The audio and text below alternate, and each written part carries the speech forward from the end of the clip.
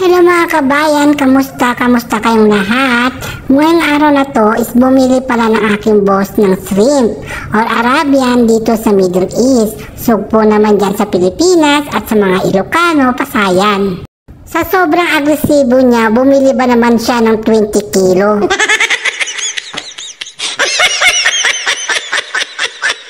So matagal-tagal na naman to na matatapos mga kabayan. So hindi ko na alam kung matutuwa ako o maiinis sa kanya.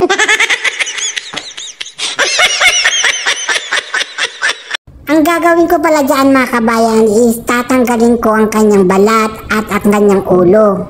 Kung baga, babalatan ko siya. Sabagay, ito yung dahilan kung bakit tayo pumunta dito sa ibang bansa para makapagtrabaho. Kaya gusto man natin o hindi, kailangan natin itong gawin. Ang pinagtataka ko lang is, mag-isa lang yung amo ko. Bakit 20 kilo yung binili niya? Ano to? Stock na ng isang taon?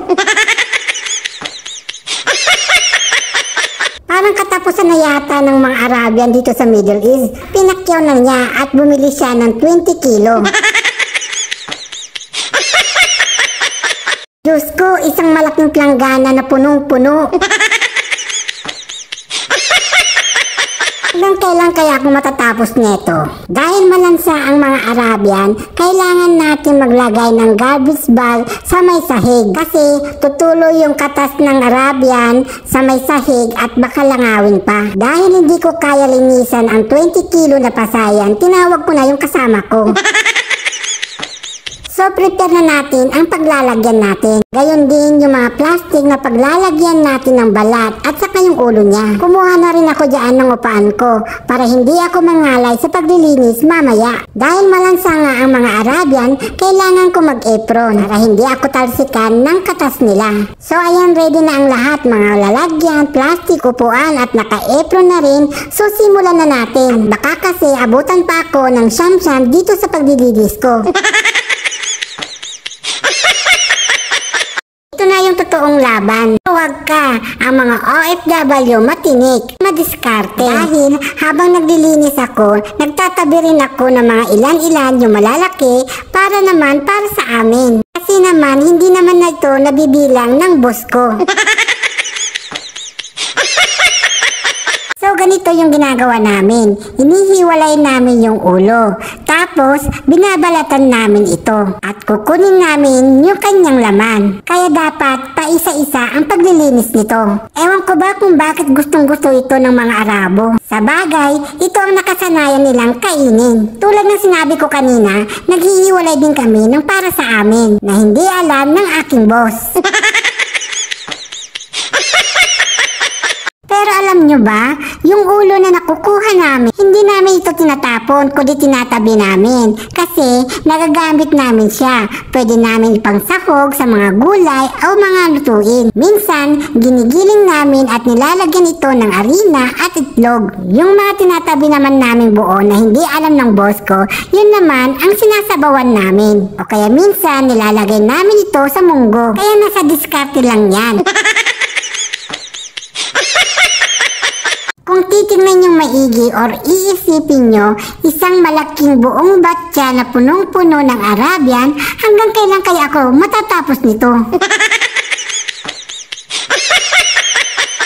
Isa pa pala, ewan ko kung may naka-experience na ito sa paglilinis ng Arabian, kasi yung katas niya para sa akin, nangangati ako. Yung magmamarka na parang pula sa mga kamay, doon nangangati talaga ako doon. Pag naman kasi gagamit kami ng gloves, parang matagal. Kaya mas mabuti na lang yung walang gloves. Kasi para sa akin, parang sagabal yung gloves yung paglilinis. In a few years later.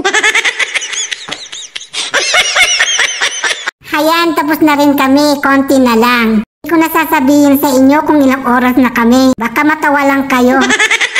So ayan yung mga siniperate naming mga katawan ng Arabian tsaka yung ulo, gayon din yung kanyang balat. So kunting-kunti na lang, malapit na rin kaming matapos. So ako naman dyan, napatayo na ako kasi ang sakit na ng likod ko. Unat-unat, kumbaga. Tapos, balik ulit sa paglilinis. Buti na nga lang malalaki yung binili ng aking boss. Kasi meron din mga size yung mga Arabian. Meron din yung malalaki, yung small, saka medium. Kadalasan ang binibili niya yung small, talagang pahirapan talaga. Ang hirap kaya nalinisan yung maliliit kasi ang liliit niya tapos yung mga ulo niya tapos yung balat niya, ang hirap niyang alisin sa katawan niya. Yung mga medium at katulad nito large, okay lang, mabilisan. Dahil ko konti na, sinabi ko sa kasama ko na hugasan na lang niya at iwan na lang ako para mabilisan kaming matapos kasi ipla-plastic pa namin ito tapos ilalagay sa may rep. Konti na lang kasi kaya kaya ko na ito. So ayun na nga, huhugasan na ng kasama ko yung natapos na namin. Gagawin niya dyan, huhugasan niya lang ng isang beses kasi kapag 2 beses o pangatlong beses na huhugasan niya, mawawala na ng lasa yung Arabian. Bababad niya sa tubig tapos hahanguin niya kaagad. Kita nyo naman yung kinalalabasan ng 20 kilo na Arabian. Ganyan lang kadami kapag nalinisan o nalisan na ng balat at ang kanyang ulo. Parang wala lang 20 kilo dyan ah. Ako naman, gagawa na ako ng supot na pangsupot namin sa Arabian kasi nakalimutan ng boss ko na bumili siya. Ako, nagremedyo na lang ako. Yung mga plastic na galing ng Jamia, kapag nagro-grocery yung boss ko, yun na lang ang hinati-hati ko. Kaysa naman, sasabihin pa namin sa boss ko, alam nyo naman, tulog pa yun yung mga ganitong oras. Malinis naman yung mga plastic kasi galing mismo sa mga mall, mga department store at mga grocery. Discarding malupitan na ito. Namin hati-hatiin mismo yung pagsusupot kasi nga kapag buo na ilalagay sa rep mahihirapan na kinaumagahan kapag ilalabas kasi buo-buo na siya. Kapag nahati-hati kasi mabilisan na lang yon. Baga, isang hati, isang menu. Tingnan nyo naman yung kasama ko, patagot-takot lang bago niya isupot. Hindi na kailangan bila-bilangin pa. May iba kasi na binibilang pa habang sinusupot. Sa wakas, natapos na rin kami sa paglilinis namin. Salamat sa panunood at sumusubaybay sa mga video natin dito sa ibang bansa. So hanggang sa next video natin ulit mga kabayan. Bye-bye!